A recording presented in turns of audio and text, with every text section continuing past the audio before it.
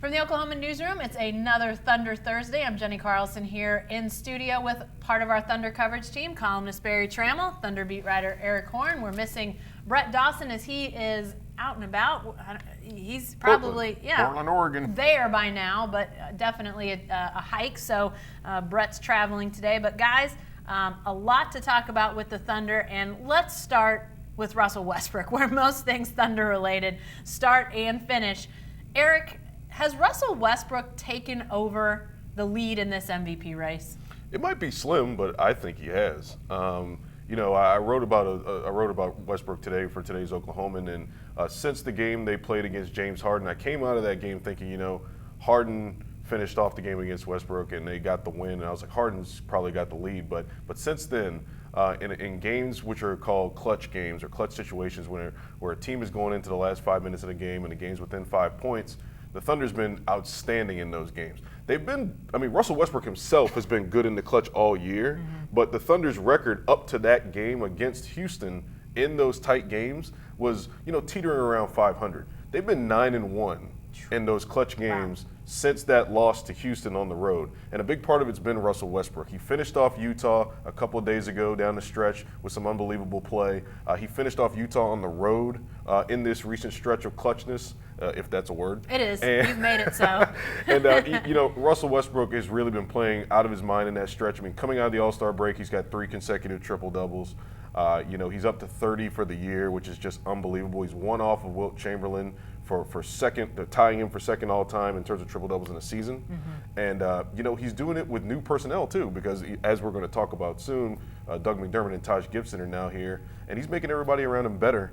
And, I think Russell Westbrook is started to turn the MVP talk toward him being the front runner as of now. Well, and as you pointed out in that story, Eric, which if people haven't seen it, they need to go check it out because it's got some unbelievable stats, including his true shot percentage in clutch situations, which includes free throws, 2s and 3s from the floor.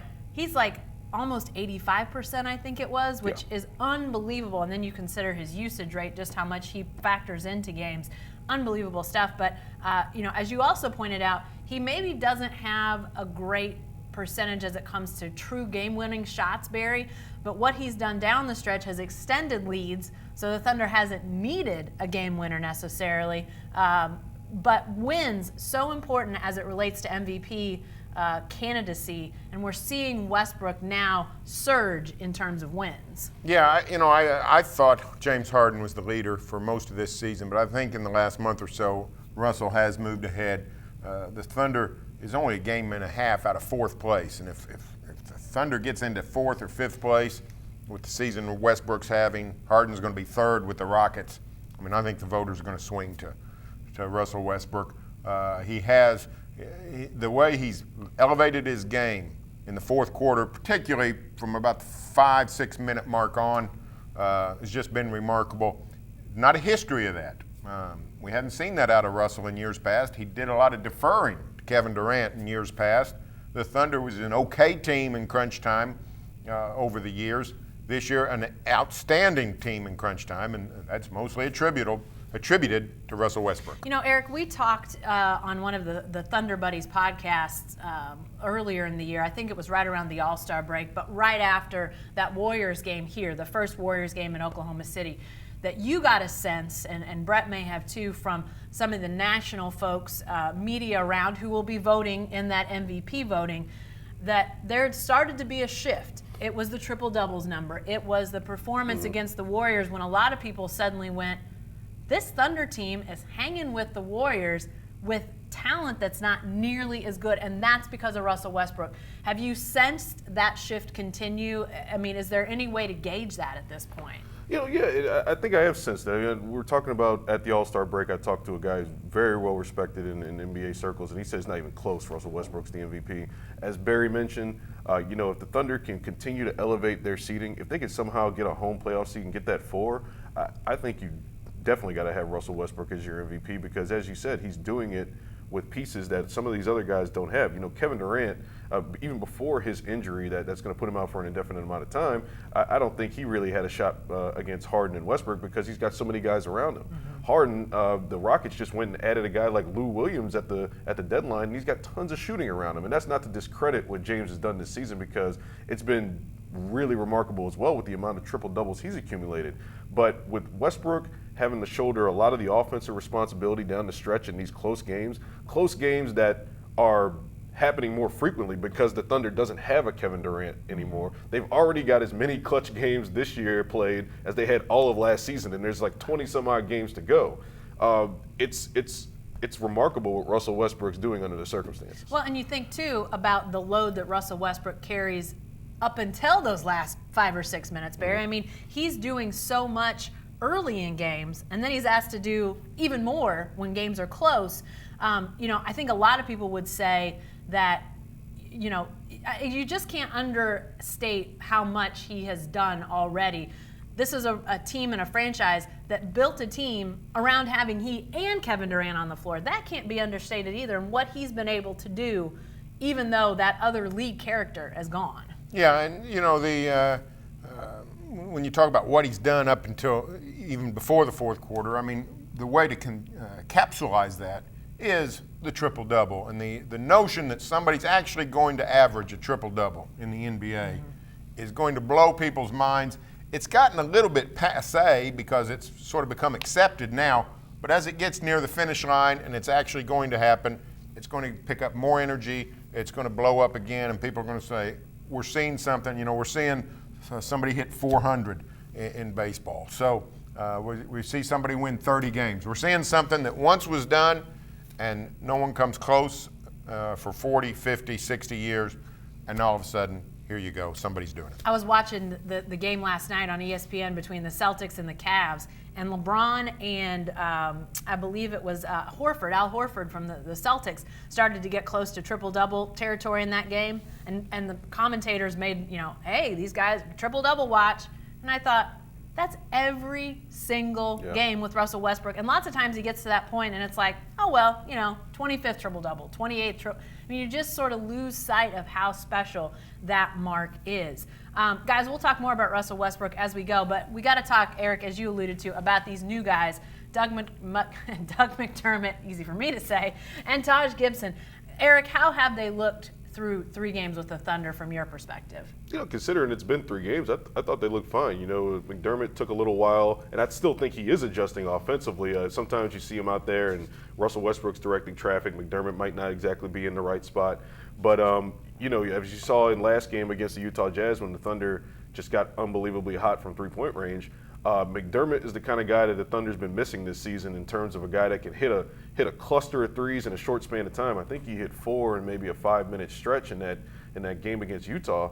So as they continue to play together and he continues to play with Russell Westbrook, I think you're going to see some good things from Doug McDermott. And Taj Gibson's a guy who might wind up starting in a couple of games, if not tonight. The clock's been ticking on Domantas Sabonis, and Taj Gibson has already shown that he's bringing a really stout defensive resume from his days in Chicago. Well, and let's remember too, Barry, game 1 with the Thunder was with no practice, no shoot around that day. They weren't even in Oklahoma City 24 hours before they played. Game 2 was with 1 practice. So we've really, we're looking at 3 games of evidence. It's still pretty difficult what these guys have done. I understand that basketball is basketball, but they seem to have made the Thunder better, Barry. How much? Well, I think significantly. McDermott is an upgrade over Anthony Morrow in terms of a shooter and an offensive player. Morrow's a great traditional shooter, been having a bad year. McDermott's younger, more athletic, more able to do different things. I thought he had a really good play. I think his first basket with the Thunder, maybe it was first basket Sunday night against the Pelicans. He comes off a screen right at the elbow and launches a shot just like that quick in sort of traffic. And that's a very valuable skill to have in the NBA. But he also, he makes the 4 3-pointers in, was it a 6-minute, 7-minute span against Utah on Tuesday night. So he's a big-time bench scorer.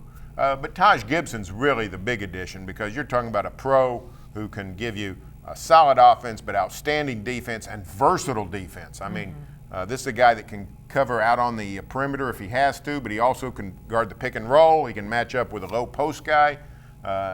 He's an outstanding addition just in terms of defensive flexibility. So it just gives Billy Donovan a lot more ways he can go in terms of how to match up with opposing teams with both of these guys. You know, Eric, something that we heard pretty quickly from both these guys too, that, you know, McDermott has another year after this season on his already existing contract. Gibson's a free agent, but we heard fairly quickly from both these guys how much they like Oklahoma City. You know, the word home was thrown around. We've obviously heard that from other guys that didn't stay here, but how important, and that was something Taj Gibson said specifically to you and Brett at one point, how important is that kind of thing to hear from these guys? I think it's big. I mean, you know, it doesn't matter as much right now for McDermott because he has that additional year, and I think that the Thunder has brought him in as somewhat of an insurance policy in the event that Andre Robertson leaves as a restricted free agent this summer, because Andre Robertson's going to hit free agency. But for Gibson, that's interesting to hear because he's a guy that can basically be like an in-house addition in free agency because he's in the final year of his contract. He's a guy who's probably going to get some pretty decent offers at more money than he's making now. He's making about $8.9 million. And if he's willing to stick it out here, I think the Thunder will probably go ahead and pay for that guy because the Thunder's going to be capped out. They're going to have salary upgrades or boosts to my brain is going crazy right now. Steven Adams and Victor Oladipo, those are guys who are going to be getting big raises. So the Thunder's not going to be able to go out and get a massive free agent without making a trade. So Taj Gibson, seeing that he's comfortable being here and he's enjoying his time here in his short span that he's been here, is probably a good sign for them in terms of being able to re-sign him and bring him back if they want to. Now, a lot can change in a few months, but it's a good sign so far. I was told there'd be no math. I threw math at you, and there we go. Math is hard, and it's not my forte. So I wrote an entire piece about math today for today's Oklahoman, and you should get a pass. I should have a break from math. That's right, a break. Okay, let's talk about this. We're talking about these new pieces, Barry. But not only do you have two guys that arrived via trade, you've got Alex Abrines shooting the ball fantastically. As Eric mentioned, Taj Gibson looks like an upgrade, has played better than Domantas Sabonis. Victor Oladipo is still out with an injury. When Oladipo comes back, who do you start? Who's your starting five at that point? Well, I would start Oladipo. He's an all-around player. Abrines still can hurt you on defense. He's better than he has been. He's improving. He's an excellent prospect, but Victor's a really good NBA defender. And I think if you start Oladipo, especially if you eventually start Taj Gibson, you're talking a big-time defense right out of the gate, and perhaps as a finishing five as well. So I would start Victor Oladipo. I would pull him out earlier and work him into some backup point guard stuff, getting back in when Westbrook comes out, because I think he's eventually going to be the playoff backup point guard. But that just goes back to Billy's got a lot more. He's got a lot more options on how to work guys in and out. But you know, when guys sits out like Oladipo, you know, he missed 9 games earlier. Now he's working on a stretch of 3 or 4 games. You forget what a solid player he is when the other guys are playing well. But Oladipo is a really solid player. Eric, what about that starting lineup? You know, to me, it's not as important who starts as who's finishing. You know, as Barry mentioned, that finishing lineup with Oladipo and Taj Gibson, Robertson, Adams, Westbrook. That's going to be rough on people defensively.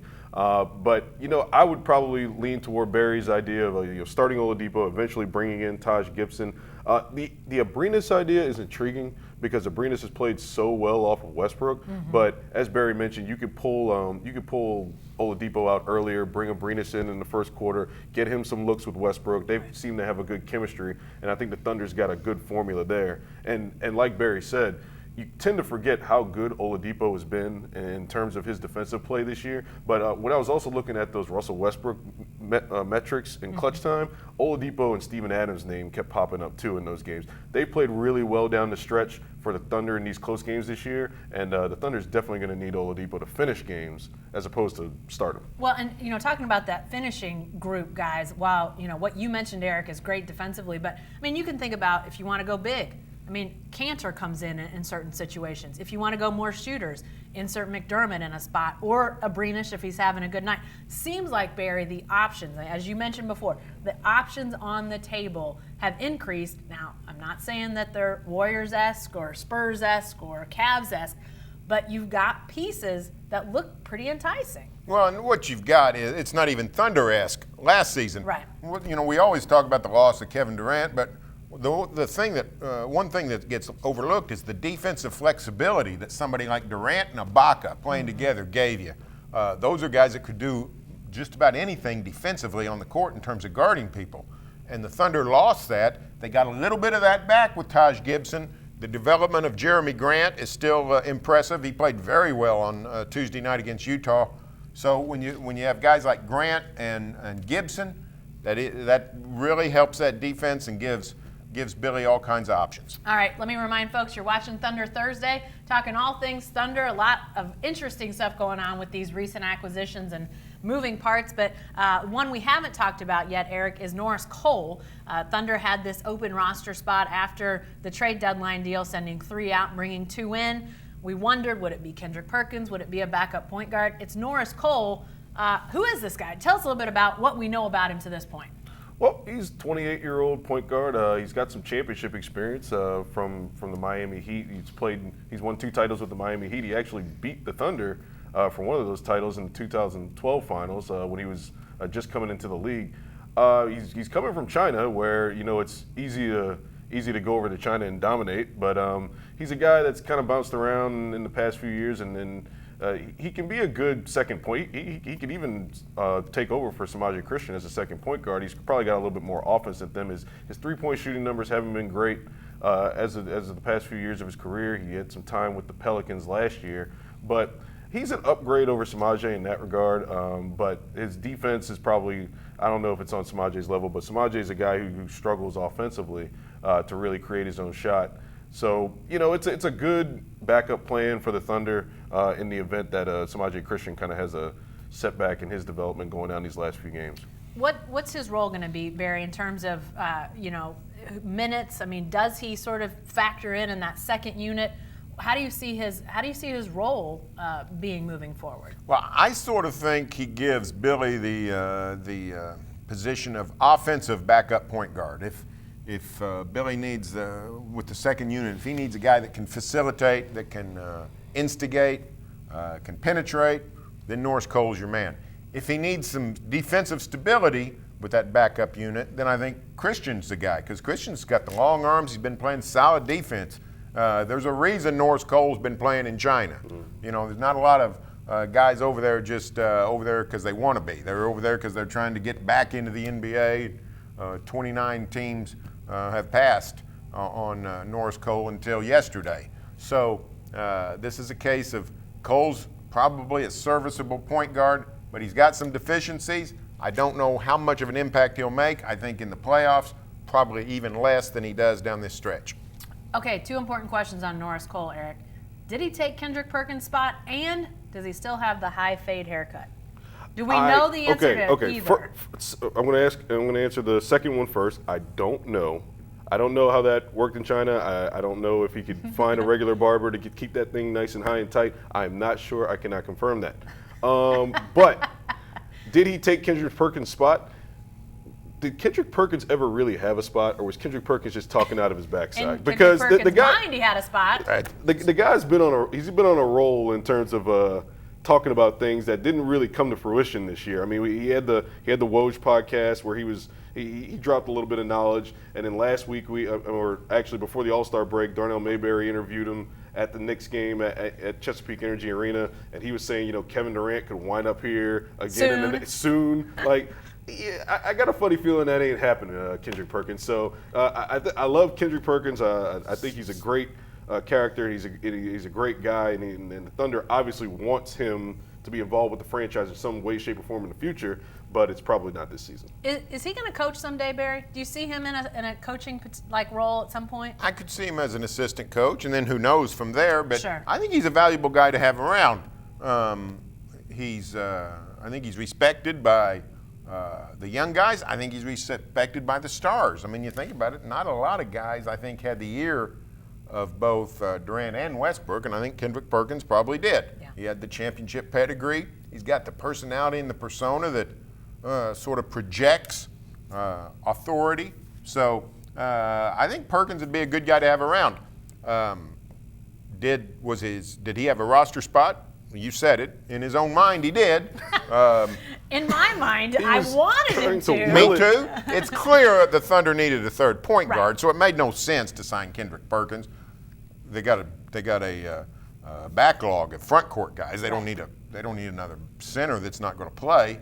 But having Perkins around is always a good thing in my mind for the locker room, for chemistry, for leadership. So I can see where Kendrick Perkins would have a future, not so much as a player anymore, but in some role with a franchise, particularly the Thunder. Sam Presti even called him family. He doesn't throw that word around a lot with former players, but he did with Perk. Yeah. By the way, I said this on the podcast. I said this on the chat. I'll say it here on video. As much as I love Perk, I was all for the third point guard spot. I thought that needed to happen.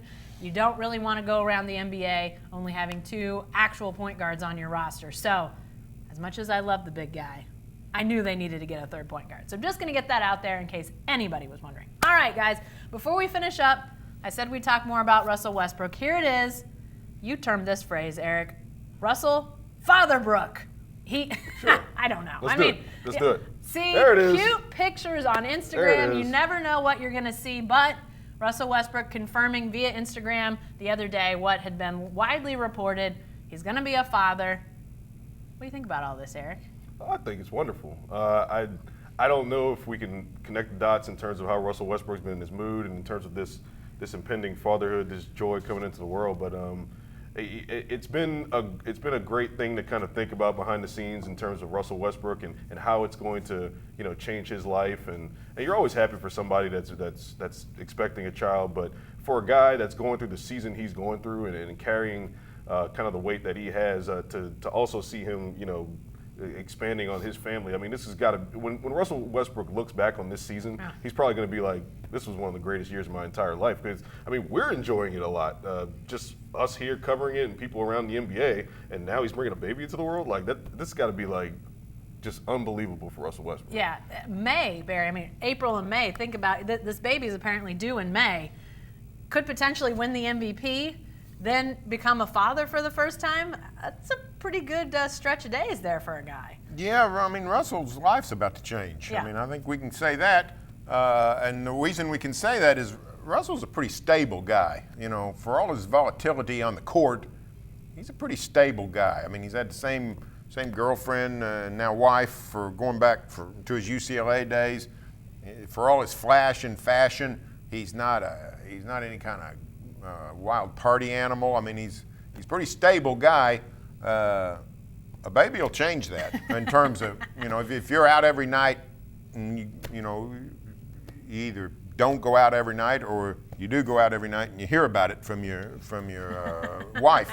But Russell, I think, is he's a pretty strong individual, in case anybody hadn't noticed. I think he's going to be able to handle it. So,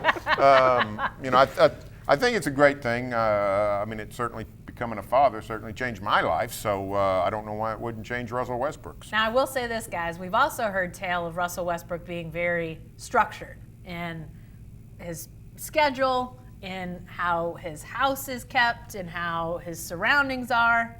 I got news for Russell Westbrook. That is going to change, Russell. That is, your schedule's not your own, your house is not your own, your life is not your own when you got a baby in the house. Well, except for, oh boy, here we go. He's got some resources Well, that can get that house picked up pretty quick. And he's got some resources that can help with all that structuring stuff. I mean, it's not like me and you and Eric the Red here. I mean, we just sort of have to lump it and live with it and adjust. So, yeah, to me, what fatherhood will do to him more is the feeling inside that changes. Yeah. And, what that does to Russell Westbrook, who knows? But he's not going to be the same person, I don't think, come May when this baby arrives as he is today. Most people are changed for the better, and I expect the same thing with Russell Westbrook. I can't wait to ask him or have him be asked the first time about diaper changing and stuff that you don't realize. Just don't ask him if he can change a diaper with either hand, because he doesn't like to talk about his ambidextrous. All right, we'll keep that one off the table. All right, that's it for Thunder Thursday. Be sure to stay with the best coverage team anywhere at newsok.com and every day in the Oklahoman.